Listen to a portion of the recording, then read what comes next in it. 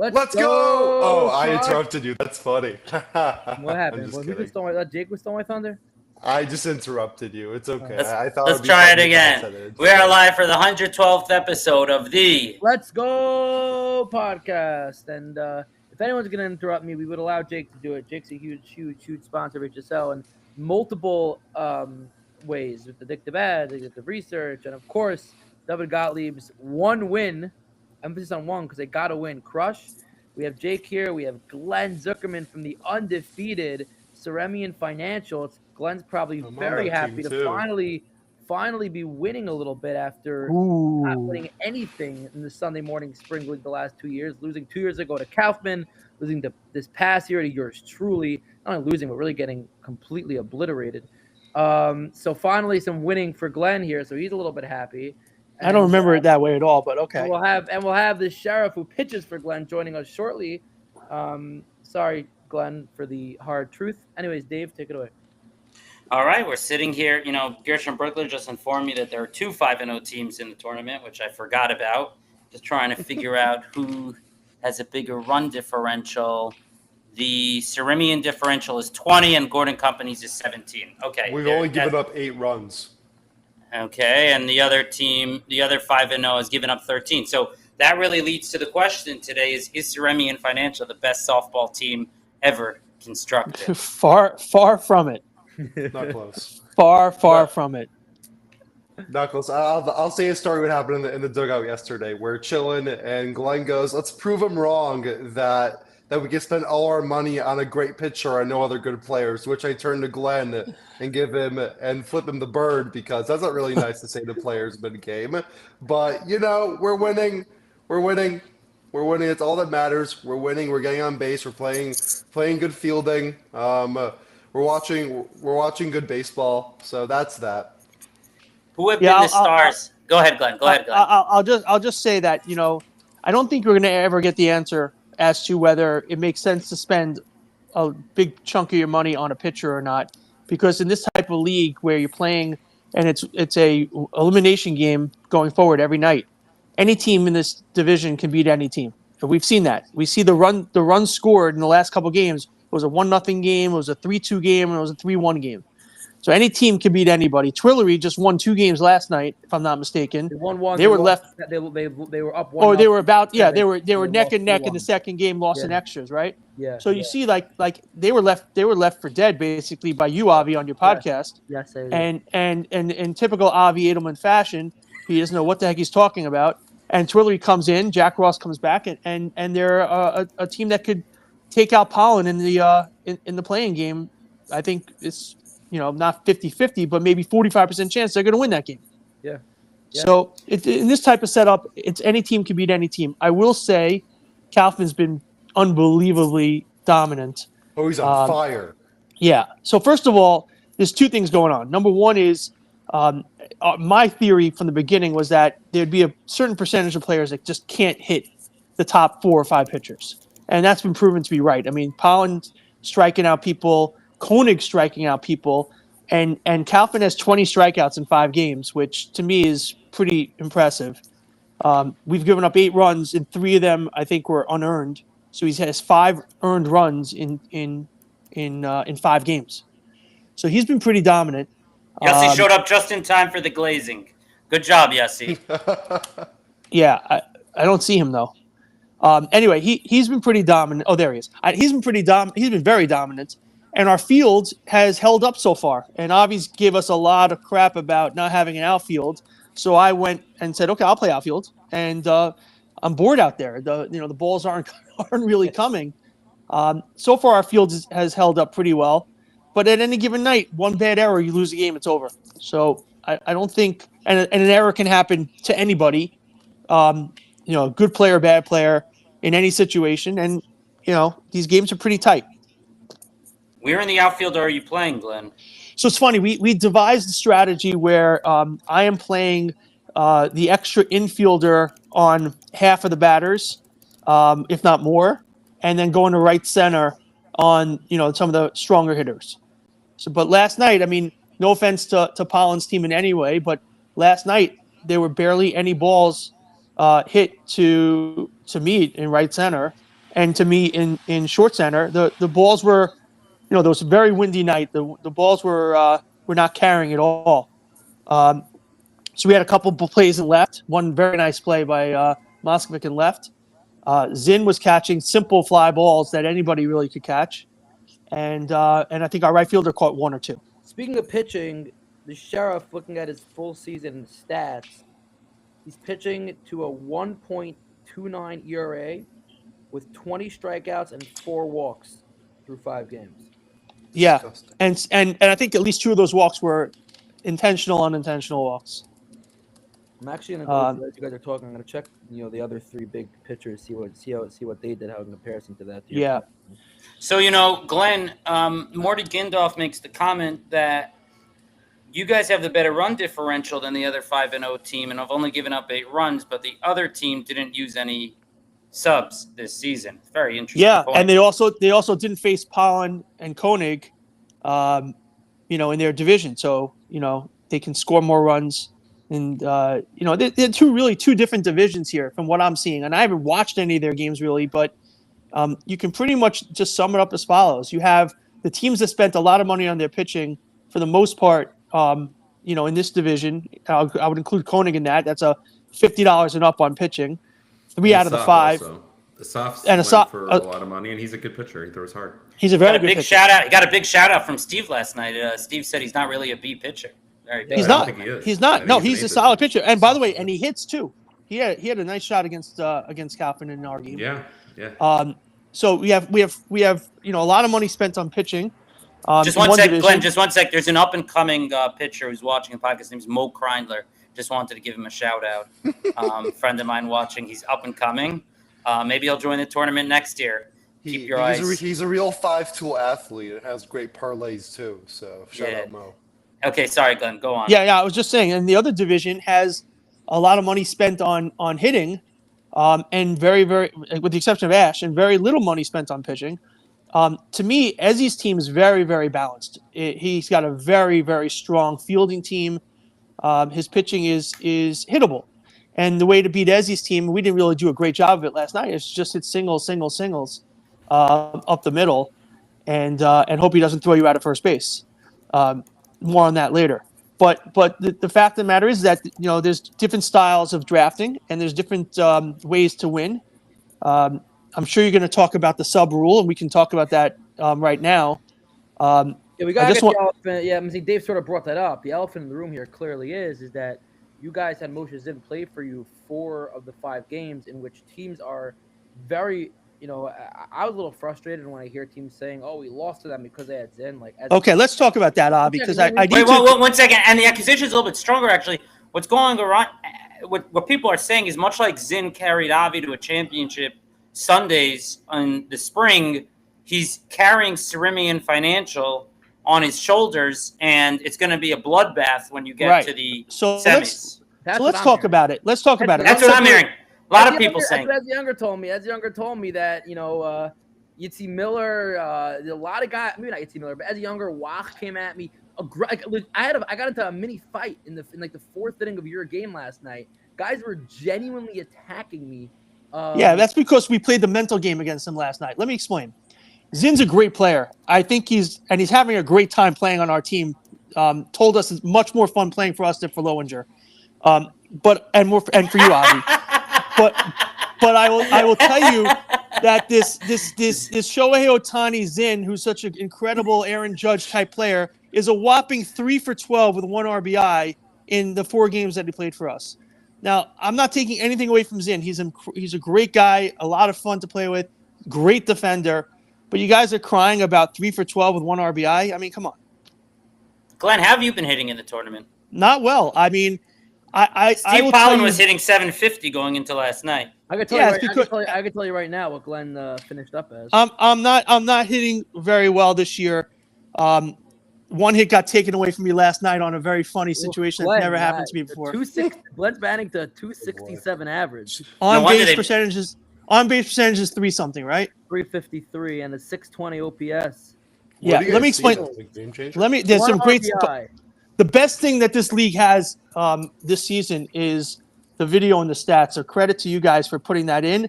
and I challenge you to put it in for all the leagues that you're doing because it's a Mertz major, Hashem. major.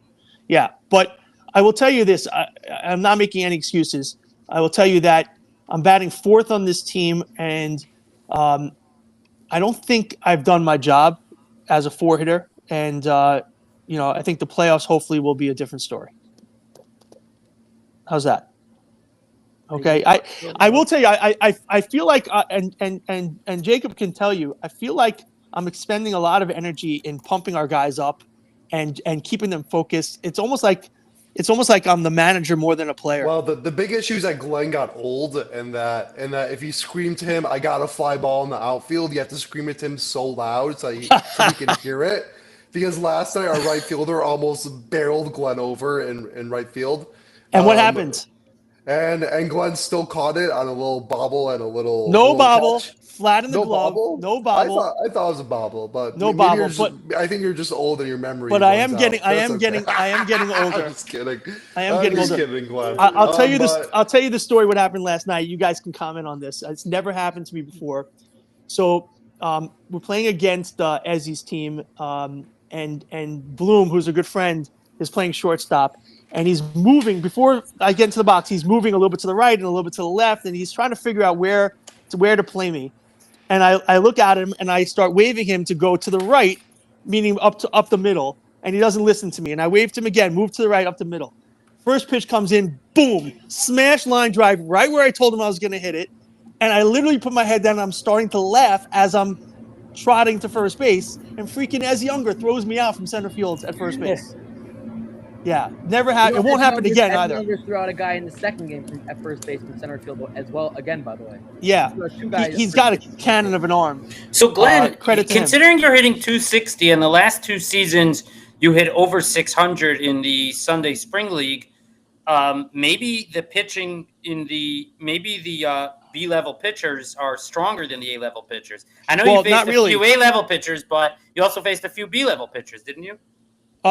Yeah, I mean, I had 2 hits and a walk against Ezzy's team last night, but that second hit was a thrown out of first base, so that's one. Pollen, I got 1 hit last night. Koenig got me, and I forgot what happened in the other games. The truth of the matter is, guys, is that it's me more than the pitchers. I'm getting myself out, and I have to stop that. All right. So, Yossi, welcome to the show. What are your thoughts and feelings so far about the Twillery tournament? Give us the good, the bad, and the ugly. Well, I tried to get Moshe Zinn to sub in for me on this podcast. Banger of a line, Yossi. But, he's busy collecting all the accolades. very good. I think... Is he eligible I think to sub on a pod? He can go on any he's pod. eligible That's the rule. to be on the podcast until the playoffs. I think look, you guys will address the elephant in the room, as Avi said. The sub rule will change. Obviously, you guys got enough heat for it, and I think there's a lot of really good suggestions. I hope most of the really good players are going to be in the tournament next year, and that they won't be a sub. I think they made a lot of sense to do different tiers of subs, right? So if you have a sub that's really, really good, it replaces, let's say, a player who's over $50. Then you have a second tier sub, between $30 and $50, and so on and so forth. But putting aside the sub rule, which I know does slant things, I think the tournament overall is a success. I think the second piece that I would love to see, and I know this year you guys were really hindered by the holidays and the schedule, and you really lost a bunch of weeks. But I think the one thing I would have loved to have played against is the other division. I think we, as Glenn mentioned, and the teams were pre-selected, right? This just randomly worked out how the majority of the quote unquote A pitchers are all in one division. In fact, the only team in the other division that we played against was Ash's team, which Ash is obviously really, really good, although he wasn't there that night, but he had an excellent backup pitcher sub. Who pitched? Who is the backup? His name is Ariel Cohn. I don't know if you guys are familiar. Yeah. But, legend. They just Ariel is I think we all agree Ariel's an A-level pitcher. So really the only game we played out of the whole tournament where I would say that we had quote unquote softer pitching was against Ezzy's team. And I would, I love hitting slower pitching. I think most of the guys do. So I would say for next year, if there's an opportunity where we have maybe 8 games or 9 games or whatever that is, and a little bit of a longer tournament, I think the schedule will allow you to do that. So you won't have to lose that many weeks. And playoffs should probably be cross division or including every team, not just 2 divisions separately, like the American League, National League. Yeah, I think those are good problems to have. I think the good problem to have in the sense of like where clearly there's a level of competitiveness and it does feel like a little bit like there's 2 leagues in a way because we just don't see, like, I don't get to face Gordon companies or some of these other teams. But I will say I think the one probably the most popular positive out of this is that, and for sure for Glenn and I, who've really predominantly just played in the A, is that we get to play with a whole bunch of guys we've never played with before. And I think there's clearly some talent that we play with that are deservingly, borderline or should be in the A league. And I think the A league moving forward needs an insurgency of fresh talent and young talent. And I think that'll be key. I think Glenn and I both, for example, Ari Moskovic is our left fielder. Ari Moskovic is, to me, an absolute A-level player. He should be playing in the A-League. But Glenn now knows him. So if Glenn needs an A player, he needs an outfielder, Glenn could text Ari Moskovic and say, hey, do you want to play? We have a really good shortstop named Avi Rave, who I would argue that could definitely fill in an A-League. That's another example, and I'm sure plenty of other teams have that. Mikey Reinhardt, Glenn pointed out on Prime Cuts. Glenn asked me. Yeah, the second baseman, excellent, excellent player. And I've never seen that guy. He defensively, he was, and he's a phenomenal hitter, a lefty. He played short in the B League also. He was as good as anybody I've seen in the field last night. I mean, he was going after the balls like textbook perfectly the right way, and caught my eye right away. Yeah, no. So I think what the goal of this was to accomplish is to bring unity to the entire softball community, and that was accomplished. I think what you guys I think the first season, experimental season, was a big success. You guys will be infinitely more successful next year. I think the drafting is going to be a lot of hype because now that you've already done it, people see it, they'll get it. I think you're going to have to obviously probably have a little bit more, a little less parity among the captains because you're going to want to even it out that the captains, whether you do 1 captain or 2 captains, you're probably going to want to make sure that the captains are combined. If you do 2, are aligned with the other captains, like the level of experience. And I think that's it. I mean, do you guys have any questions for me other than that? I have a question for you, Kaufman. Sure. I have a question. It seems to me that you're pitching this year, you're throwing it a little bit harder, and you're a lot more dominant stats-wise. Do you go about facing with some landing spots in a lineup differently now in this league than you would, let's say, in an A league? It's a great question for all you kids out there. So it's actually funny because last night I was pitching the first game and I felt really good. We had to move back the mound because, Sach said it's too close. I'm kidding. The mound was too close. We moved it back. But it's also a good opportunity for. The game. I left some good highlights to come get a premier matchup. Prime Cuts for Ceremian Financial. I see a bunch of grown men yelling like children, trying to figure out where the mound should be. Like 15 minutes. I got so frustrated, I just walked off. I don't think I've ever been so frustrated. It's very interesting because the night before I had a doubleheader on that field, and Chaim Mintz, who's very seasoned and also well schooled in mound distances by his mentor Ariel, pitched for us. He subbed for us, Chaim Mintz, and he said this is a 43-foot mound. This isn't a 45-foot mound. So that was really interesting. He noticed it right away. Yeah, so the mound was close. We moved it back after the first inning. It's funny, like last night the first game I felt like I pitched well. The second game I actually feel like I didn't pitch well. But in the first game, I'm like, just mentally thinking, okay, wow, maybe I'm taking my game up to another level. And then I think in the third inning or the fourth inning, like Bloom and Miller lead off with like back-to-back singles. And I'm like, I'm back in the A-League, right? So I think Glenn, I obviously the talent, there is of course a little bit of a gap. Not every team has A players and B players. So it is a very different lineup. Like when I face Glenn's team or Ash's team, which are, Glenn and I are on the same team in one league, but like when I'm facing the Bombers or I'm facing Ash's team at night, like there's very few weak spots. There's very few holes. So like you have to really if you just throw hard, like you're just predictable and they're going to hit you. So you really have to. It's much more of a chess match where still getting no love, Dave. against the weaker. Avi, your mic isn't so good right now. Sorry. Oh, okay. Go ahead. Against the weaker hitters, you could just throw really hard and for the most part have success. So I think I'd probably say that, Glenn, the big difference is that before in other leagues I'm throwing probably 60% fastballs, 40% everything, something different. Here I'd probably say it's closer to 90%. Can you guys hear me? Daniel, can you guys hear me? No, I can hear you better. Yeah. Daniel Ash, I mean, it could be it looks this way because he's facing weaker hitters and a weaker depth in the lineup. I'm convinced he's throwing the ball faster now in 45-degree weather than I saw him throw all summer. I have a theory on this, Avi. Okay. I'm telling you this is 1,000% accurate.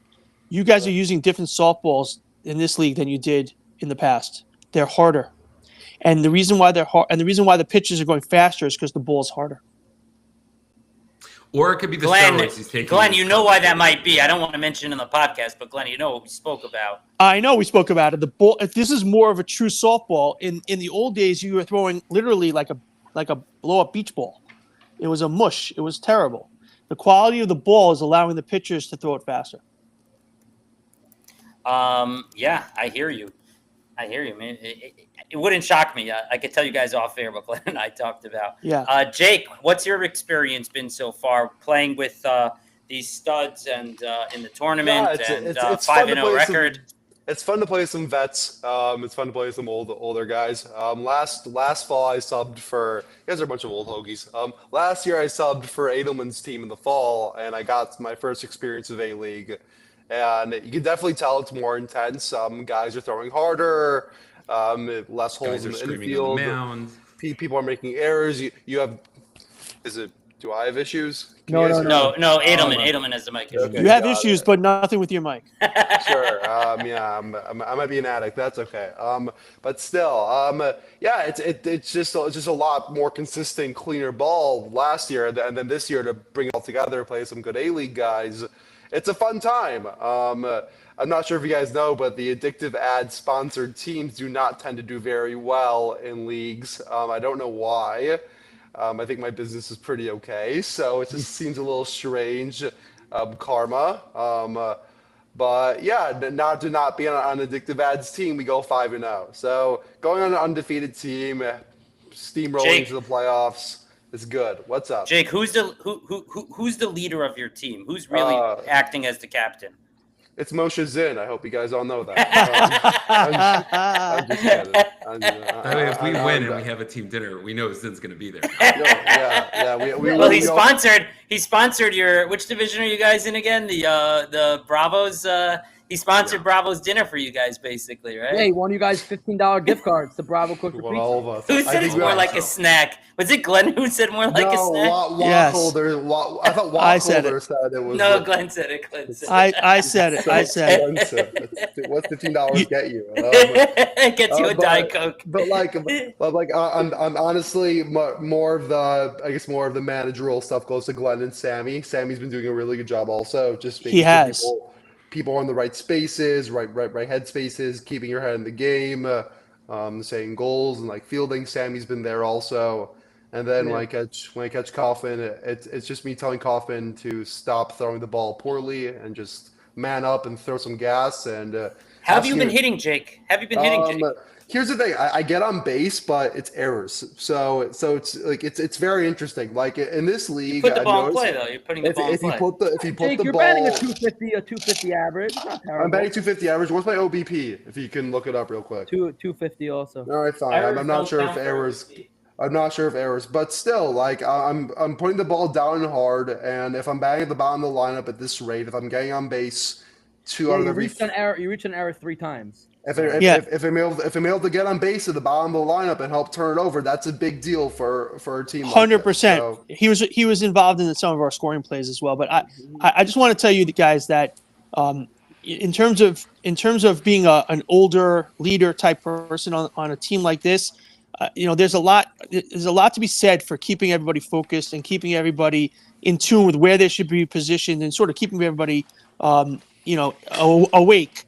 And we do it without yelling at people. We do it with intensity, but without yelling at people. Some others will scream at their players. for making errors or not sliding. And those people eventually, David, will be your clients, I assume, in therapy. And so that's a They're net positive for terrible. you as well. I messaged Steve before the podcast. I said, "Do you have any trolling questions for Glenn?" And he wrote, "I thought the goal of the podcast was to see how far I could be pushed before I have a meltdown." He reached that point and then some. No, I walked up to that play. I think that play, the play's 50-50, by the way. Even if he slides, I don't think he's safe. I think you have to tell it's the a- audience that they could go back to the live stream. And I- I don't know when it is, but it's at minute 50 and minute 14 on the podcast, on the live stream, where Steve absolutely loses it. And I have the it on first my one is video. about a I guy have it who on my doesn't video. I might be able to play it here. I have some great content. I have Oh some great my content God. on that. But can I rewind? sure. Can I rewind it? Yeah, After sure. the first game, I walk over to field number 1, and Steve's the only one there. And I really thought he was going to like smash his head against the tree. Like he was pacing back and forth.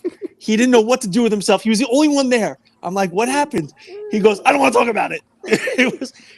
It was like a moment that I wish I had on camera, because you all needed to see how intense Steve really is, even when no one's around. I mean, and even after the game's over, this guy is as intense and as a competitor as it gets. I love him, but he's taking this very, very, very seriously because he doesn't know any other way to play. Yeah, Steve doesn't have like a 50 miles an hour speed. It's either 0 or 100, and It's all gas, no brakes. and yeah, and you'll see that on the live stream of the game last night on YouTube if you have it, or Avi. I have. I can share it on the screen. I just can't figure out how to turn. If everybody wants to crane their necks, hold on one sec. I'm gonna. Well, I think the audio is the part that really does it justice of Steve, as opposed to the actual. You can also visual. show the missed strike 3 call that Dom didn't called it a ball, and Steve, I thought, was going to wring his neck. Yeah. I thought And of Steve- I course- thought Steve was going to bull rush Dom. Dom wants me to send that to him. Dom took a bunch of shots, by the way, yesterday. Well, I thought Dom was going to die behind the plate. He must have got hit in the kidney like 7 times. I thought it was really bad. But Well, Dom thank bet God. Steve $100 that ball was 8 inches outside. I don't know what reference he's using for that measurement, but I'd love to see whether it actually was outside. The irony about it is that the person up on the strike 3 call or the questionable call was Moshe Zinn. So we obviously asked Moshe Zinn because he's allowed to sub in as an ump, and he said it was outside. I do want to give credit, Avi and David. I think the one big piece about this league that is very, very important, because we as much as people talk about the sub rule and everything, you had 4 games last night that were all very, very competitive. You had, in terms of teams getting blown out, Twillery, who was winless, went in last night, won their first game against Steve, and then lost only in the last inning on a walk-off. And then I think they have the lead to the 7th from what I heard.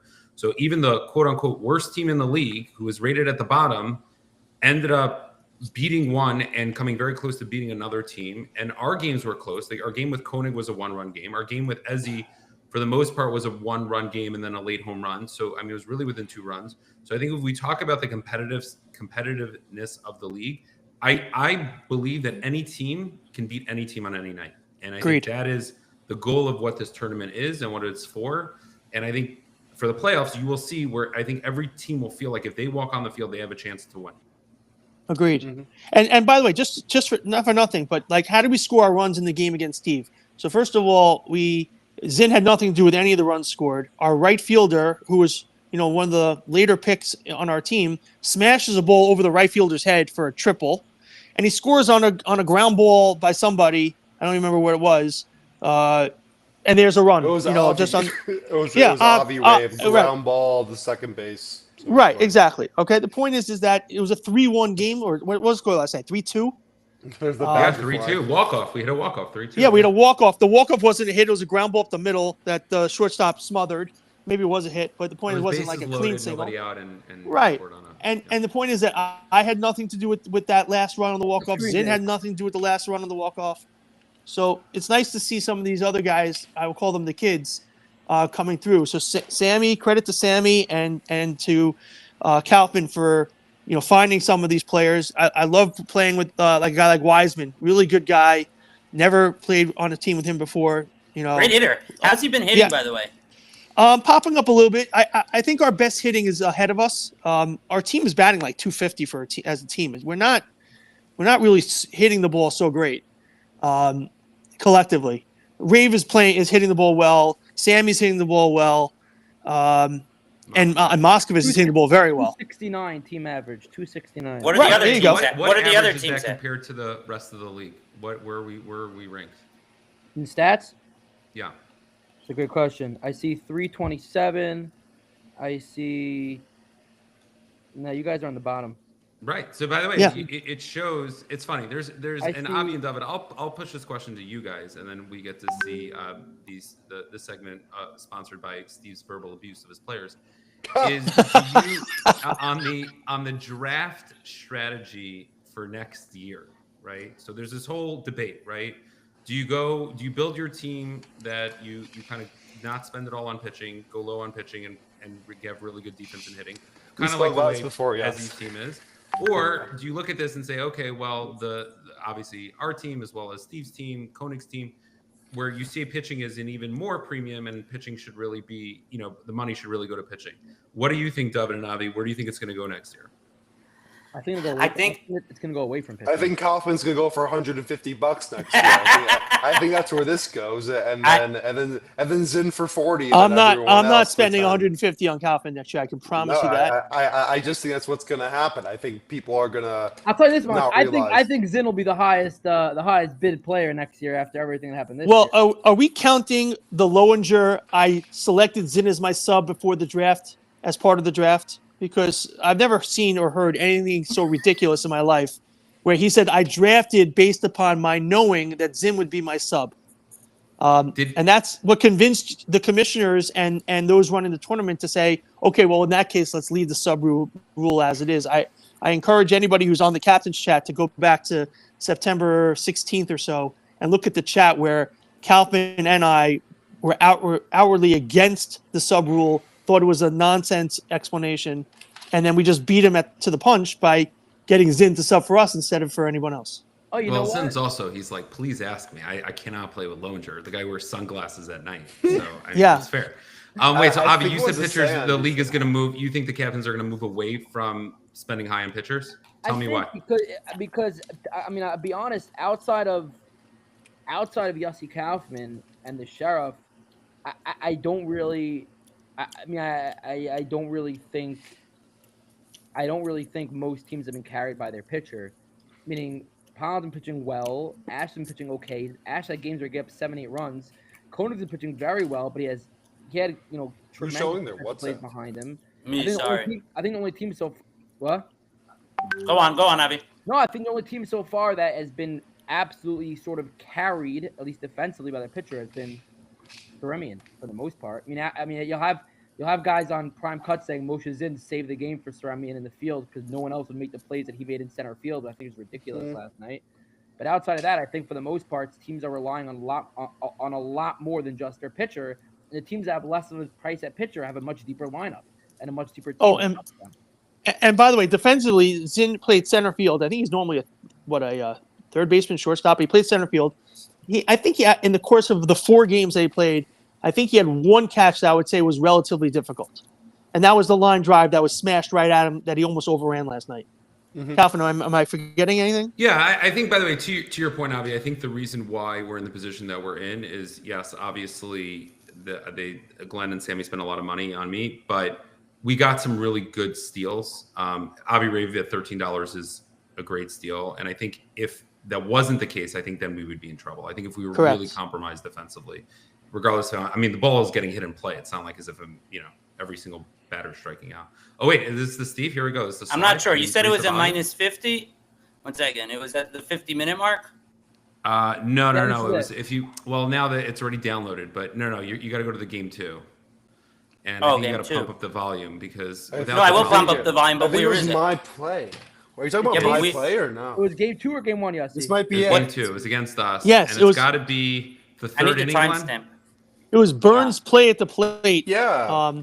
Bases loaded. Steve's up. He hits a very shallow fly ball to left. David, I think you're on it. I'm on it. Press play. Yeah, lucky. Yeah. No, Is that but Steve? Steve No, wasn't the one that hit it. Steve. Yeah, Steve did hit it. Steve's hit it. Steve He did it was. because Steve didn't even run to first. He immediately went to coach the guy coming All right, in. turn up the volume. Can you turn up guys hear volume. the audio? Can you guys hear Yeah, audio? yeah, you gotta make it Yeah. really Yeah. loud. This is the loudest I can get it. And watch Steve out of the batter's box. 2-1. Is that Steve? I can't even see. Yeah, that's Yeah, it. that's Steve. Watch him out of the batter's box. He doesn't even run to first. 3-1.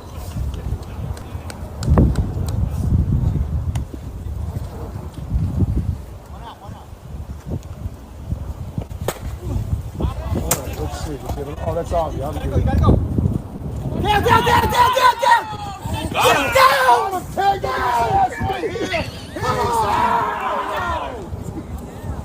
Now, I just want to. It's not over. Glenn, wait. Glenn, wait. Not over. I said 40 times. Just wait for Yossi to ask. Of course he said. Don, let me ask you a question. I don't know if you know this, Glenn. I rubbed it in after. First game was Dub knows this, right? Where I said you're dubbing it. So Glenn. So obviously Steve. That's got to go up on the website. That's a fantastic. And then I'm rubbing it in. So Steve is in the background, and I go to Dom. I'm like, Dom, do you think if he slides, he's safe? And I just hear Steve screaming, "Of course he was safe." I will say this. First of all, Steve is not the one who should have been coaching the runner coming in. That was the guy on deck. That's number one. Number two is when a guy's coming in from third, not only you have to yell down, you have to point at what side of the plate he should go. Go to the outside, go to the inside. Steve was just standing there eating some popcorn, watching the thing develop. So I give Steve 20% responsibility. Glenn, to your point, 2 quick points. To your point, Holy Schnitzel had a game recently where there was a controversial call at home where they won on a tag up from third. Avi Nenner behind home plate was doing exactly what you said, Glenn. Not only was he telling him, slide, he was pointing left side, which is the only reason why it even made it close. He ended up calling it safe and won them the game. And to my second point, if you watch the video, you could see that when Dom made the call, Dom had to give a little bit extra oomph to "you're out" because he wanted to get louder than Steve Pollard's scream. Oh, yeah. He Get did. down. He did. He put on a show. Dom gave extra energy and say "you're out" to get to overpower the voice. Well, I will say that even if Don called him safe, we were going to appeal third that he left early, and then Don was definitely going to call him out. So either way, he was going to be out. Yossi, I want to go back to something you asked before about where the league is going to move in next year, the tournament. One is we really have to wait to see what happens in the playoffs. If the championship ends up being Ash versus Kaufman or something like that, or Steve versus Kaufman, it'll change the whole tenor of the what the takeaway is. Like, we don't know yet. The other thing is, I'm seeing more errors, I feel like, than even at the B level in this league. And I feel like it's because guys are in unusual positions. Guys aren't familiar with each other. I like what Glenn was saying about focusing in. We've had some issues with that also. So I think fielding actually, we beat Ash 2-1. I don't know if both runs went as unearned. We did end up putting 8 hits up off of him, I think, somehow. But there were definitely some key errors that they made. So I think fielding, it's a little harder to quantify, but I mean, what do they say? They say pitching and fielding wins championships, right? But I think fielding even more than the pitching. I mean, we'll see. It'll be interesting. We'll see where Mikey Weiss gets, Our motto is pitching and defense. It's everything. And we haven't really been hitting well at all. I think we can get better there.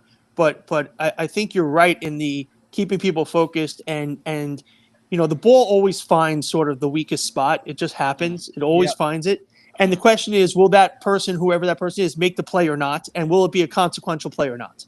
And that's why I don't think your comment on, well, let's see who's facing whom in the finals is relevant, because any of these games can swing the other way on that one play that finds the wrong person in the wrong scenario.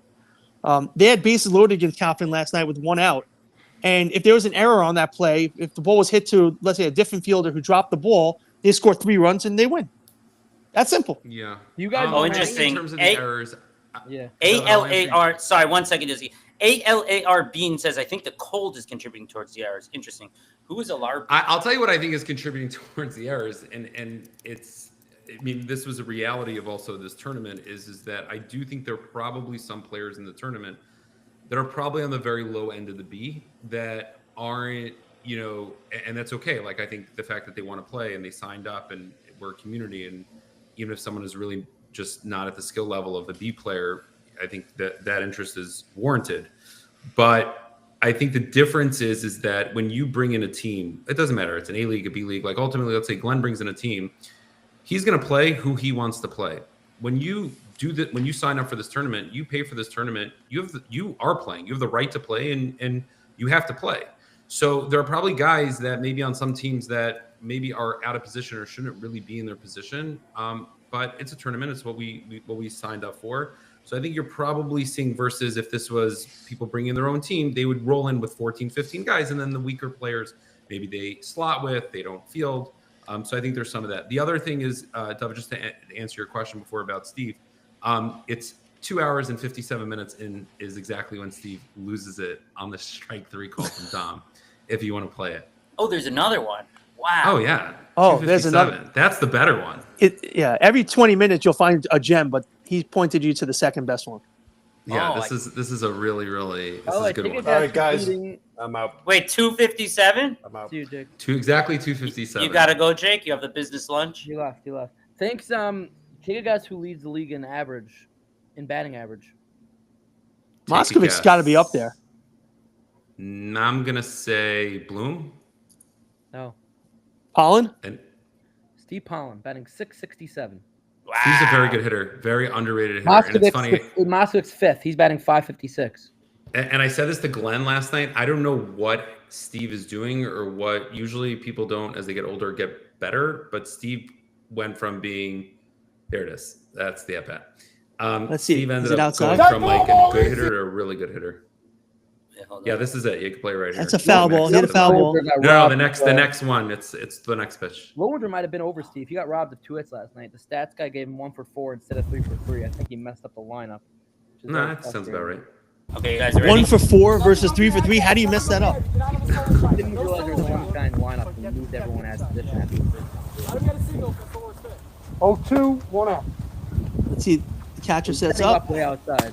Oh, just missed. No. You moved it back there. I did not. That was a strike. Oh, bullshit. I'm over your shoulder.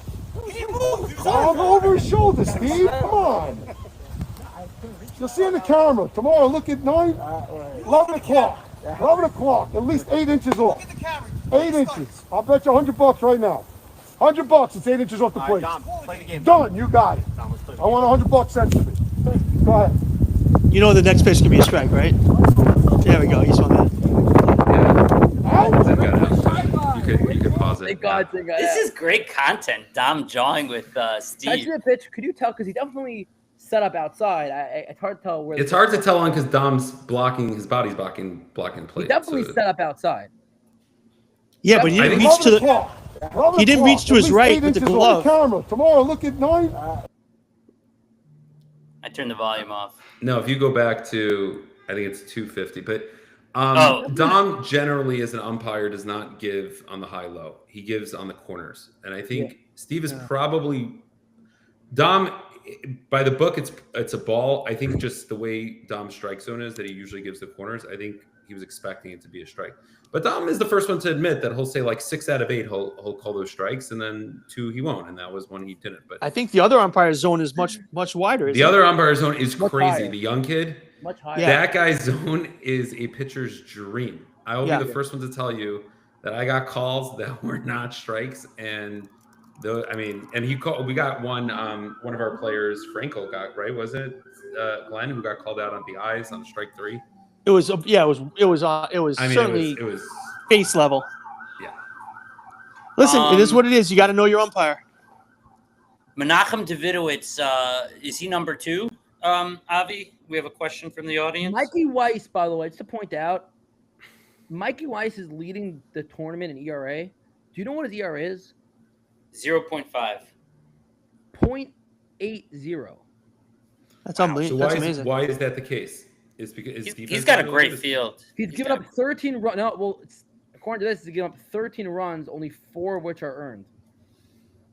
Oh. So that's why, because it's all of his play. They're all errors.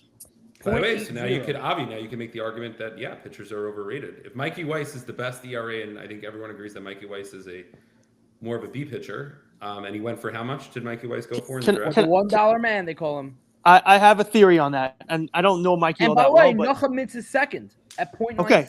I have a theory for that. It's everything we just talked about combined. Those pitchers pitch to contact, and so the ball's going in play, and then because of that, the errors are happening. Jake, how many games did Jake Casson pitch for you, Dave? How many games? Yeah, 3 games. .62. So the pitchers that pitch to contact are putting the ball in play against them, which is leading to errors, which makes all those runs unearned, which leaves only very few earned runs. That's what's happening. I want to give a shout out. Alar Bean, who posted, is R.E.A. Ross, who the guy who said the coldest contributing towards the errors. He's R.E.A. Ross, who's been scoring, and one of the scorekeepers doing a great job. He sends us a detailed list of all his Sfakos, all his questions after the game, how we should score them. So speaking of the cold, what the heck happened last night where one of the sponsors brought down soup and cholent and whatnot to one game, and the other game is left in the freezing cold? How is that acceptable, Avi? Well, I'll tell you why. His team, his actual team, Twillery, was going up against his sponsor, against himself, Prime Cuts. So he took advantage of the him playing himself in that game. And he's hurt. So am I getting some stocks from my sponsor? I don't understand. We're getting unlimited life insurance. Ceremian life insurance. They also, by the way, Yossi, it's very important to know that they want to make it very clear that a big part of what they do is also financial planning. So for any of the young guys getting married, Glenn, on your team or just got married and need help budgeting, Ceremian is there. Well, Glenn's already given an incentive to the players. He said that the top 3 players on our team will get future financial support from Glenn. So that's their incentive. I just want to trip out to the Hamptons. That's all I want. They actually sent over their one of their nurses to my apartment today to get some blood work. I actually don't have life insurance yet. I'm getting it right now. Very quick. The whole thing is like literally 10 minutes. They come to your apartment and like. Avi's got a nurse at his apartment lunch hour. I'm just gonna state the obvious here that this whole league and everything that's happening here is all meant to help Avi, improve his lifestyle. He's got a wardrobe from Twillery. He's got life insurance from this Ceremanian. He's got all the gift cards that he's supposed to give out to all of us. He's been using all of them. Here, check this out. Ready? I won Player of the Week. He still doesn't give me my card. He's eating it. I hope Smash House doesn't see this, but check this out. See, he's using my Smash Mouth Glenn, house he's going to card. need the life insurance when he's on camera next year, and he's 350 pounds because he's eating Bravo Pizza, and he's not even playing. And Smashburger. He's not even playing. Meals. So remember the spring league? We have Player of the Week every Sunday, and $30 the Player of the Week. Yes. Yeah, there it is. He doesn't give them out. It's a total fraud. The whole thing's a fraud. Smash House for life for me, baby. I'm going to Smash House. I'm paying cash, and this guy's got my card right there. We need we got to get like an Ozempic sponsor for this next season. By the way, Jesse, I reached out to a company called Skinny Shot. They actually sponsored LBA a couple of seasons, and they shut me down. They said it's not the right time for them. Apparently, it's like one of those Ozempic type of things that people are doing, and then it helps to lose weight, and they shut me down. Guys, we got to stop. Maybe we should send one of the other commissioners over to see if they can get him. Glenn, first of all, Glenn, we'll give a little teaser. But Ezra Hashem, with the help of God, we're planning on having some nice, yummy, warm food at the championship game. Yeah, stay tuned. Can I suggest that you also have some play-by-play commentary of that game? The video, I haven't really watched it, but it's a little boring when there's no one talking. Avi, I told you this from the get-go. My advice is just put earpods on that sync up to the phone that it's got, and then just call the game, or you could just comment on the game. Would that work? Are you sure that would work? Yeah, sure. Why not? The audio. Well, I do that for the championship itself. Do it for the championship. You'll see.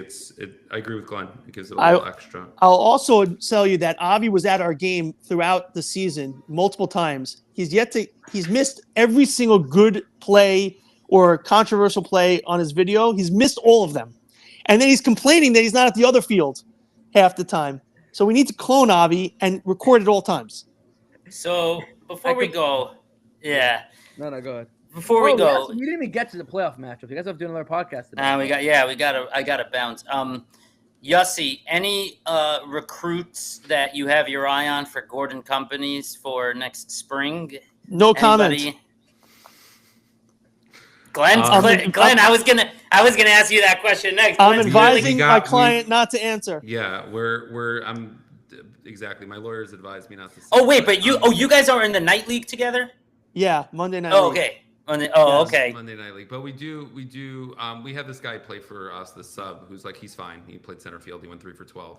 So you never know. He really enjoyed playing with us. And by the way, he's talking about Zin. I don't mean to jump in. We're talking about Zin, and Zin is on the record saying he had the most fun playing with us than any of the 12 other teams.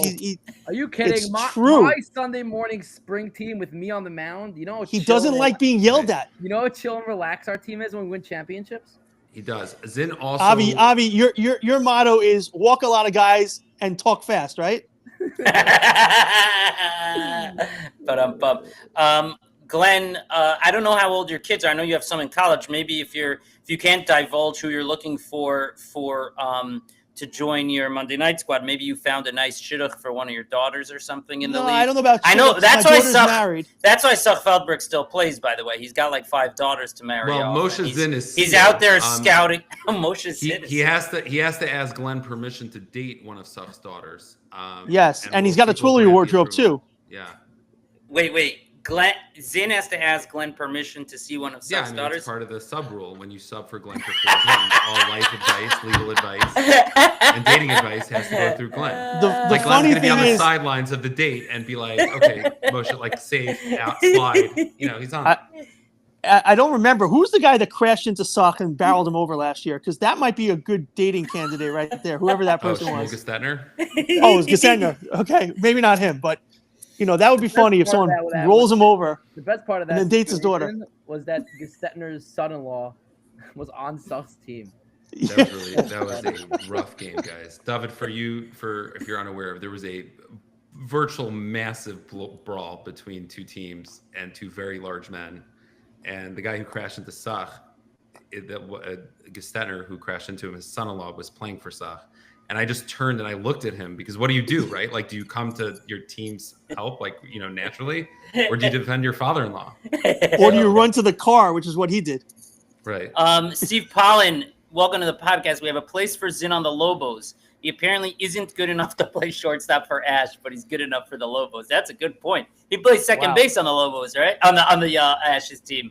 Who's the shortstop on Ash? Benji Horowitz? Benji's a very good player also. Very, very good defensive player. But I think guys next year just do like a lottery, like a sweepstakes, like a rent a Zin sweepstakes, and then this way, it's amazing how this guy has gotten. We've said the word Zin in the chat so many times. He's not even in the draft tournament, which is what makes it so great. And I think Calvin, can I divulge to the crowd here that we actually had Adam Hoffman lined up to be sub at every one of these games, but we instead chose Zin just to mess with Lowinger. It's true, by the way. Adam, I had a conversation with Adam. Can you imagine, Glenn, if we were brought down like Adam and Zin and Tao? We Adam was available. Adam was available every time, but we said, you know what? Let's stick with Zin just to mess with these guys. And here we are. I texted Adam Hoffman. I had 6 guys missing this week. I texted Adam on Thursday, like 4 days before. He's like, very busy with work. Text me on Monday morning. So I text him on Monday morning. He says, not likely, but text me again in a few hours. So I didn't follow up with him a few hours later, but I don't know what his life is like, but his schedule is so fluid that something he didn't changes. know whether he didn't know whether we needed him or not. He was on hold. I can't imagine my schedule being like, it might open up over the next few hours. I don't know. It's just like a funny thing. I don't know. He's not a 9-to-5er, Gottlieb. He actually works long hours. Avi works. Avi is up there with the most cutthroat lawyers out there. 70 hours. I stick to that statement. All right. Whatever makes you sleep at night. I will not back down from that. All right. We gotta. Yeah. I know, Avi. Avi, you worked exceptionally hard, and it's very much appreciated. It's just. It was just funny in the time and place. I think I put in more hours than everyone besides for potentially President Trump. It's not a joke. So Avi, right now, the podcast is about to end. Who's facing whom in the finals and who's winning right now on the spot? Right now, I think the Zinless Ceremian Financial make the finals only because I don't think anybody will score more than 2 runs off of the Sheriff, in my opinion. Not the way he's pitching. And I think that Ceremian goes up against It's got to be Gordon, no? Gordon's been so dominant, but I just get nervous, and I love my $1 man, but I get nervous with like Mikey Weiss in the mound. I'm thinking between 2 teams. Let's go. I got to go Gordon. It's hard for me to say not. I mean, they're 5-0 also. They pretty much had their way with every single team. They're very, very Kiss deep. of death for both of those teams. There's no chance either one will be in the finals. No, I think Ceremian cruises, by the way. I think for Ceremian it'll be easier. By the way, I think it's a Oh, very bold. I mean, we don't look, want to hear that. Sorry. Yeah, I mean, also it's like you know, we're so all tough, human. though. I've had bad games. I've had bad innings. Like you know, you have a bad inning, a bad game. That's it. I've had it, by the way, Glenn. You know I who's the played it team with to the- watch out for? And they're a little under the radar because they didn't play it all this past week. Holy Schnitzel. That's Joel Rossman's team with Zagelbaum and Bromberg and unbelievable outfield, and then are at first. They're a team that and they have 4 pitchers. Literally 4 pitchers are all very competent. They're a sleeper team. I'm just, Is I this guess like the a real 4 out of question- 7 finals? I mean, it's one game. Who cares if they have 4 pitchers? well, no, not necessarily. Not necessarily, because they have 4 pitchers with 4 different styles. You never know what they're going to throw at you. You don't know who's pitching when. There's a fatigue factor also. Yeah, just 4 games in 2 days. Like they might throw one. Assuming they go all 3 games or 4 games, they might throw. It'll be 3 because they're in the 2-3 seed. They might throw 3 different pitchers for every game when Kaufman's. They're facing 3 different teams. Actually, before we go, let me get you guys' opinion on something. The MVP, we have an air suit from Twillery to give away. We were originally going to do it for the regular season MVP. I don't know. What do you guys think? Should it be if we make it the finals MVP, the MVP of the whole tournament, it's obviously going to somebody on the winning team, the air suit. So Not if I don't know. it's regular season. I mean, I What? think you could do. I mean, if you have it in the budget, you do a regular season MVP and a playoffs MVP. But I leave that to you guys. Yeah, give Well, the we pants only to have- one and the jacket to the other. Yeah, that's exactly. I thought the point of the MVP was similar to the winning the division game. The gift cards was to sort of keep the play-in games, the regular non-playoff games relevant. Meaning for the actual tournament, you have Wall Street Grill. You have Wall Street Grill giving $1,000 to the championship team. You have, we have the massive, different. You'll see the trophies that we're going to get, and we have a lot going on. We wanted to keep the regular season relevant as well, incentivize people to show up and play well. So I think that was sort of the point of the, awarding the tournament Twillery Air Suit MVP for the regular tournament games, so that it means something. That people. Yeah, I actually think it's care fine. about it. I think you should definitely give an award. Also, it doesn't have to be an air suit, but to probably the most undervalued player and drafted. I think it's a big one. Like of who obviously exponentially exceeded their value in the draft. It's a And big each one. team should nominate one of those players. And I think all right, Avi, listen, you guys, need to I got to give run though. a gift I got to card. run too. This is I'll too just much end fun, with this. though. Avi, you need to get a gift card to the most overvalued draft player. And that one A I'm gift card, really excited. a gift card to where? A therapist? Smash gotta House, have $30. everyone Just have and they have to eat by themselves with a camera on them. Just Well- know that they were the most overpaid player in the league. All right, guys. Thanks so much for coming on. Goodbye. Thank you. Thanks. Like Bye. Glenn, don't Yeah. get rid of the app. Leave the app running, humming in the background. Okay.